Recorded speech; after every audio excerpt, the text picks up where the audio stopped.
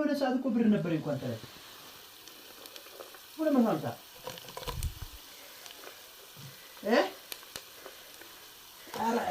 አስታወስ እና እጄ ገብቶ ብር እኔ እንትን ልበልልህ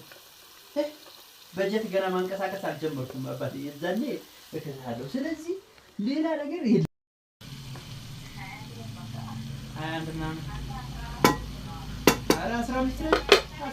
15 ነው ምን ዝቅ አደረግሽኝ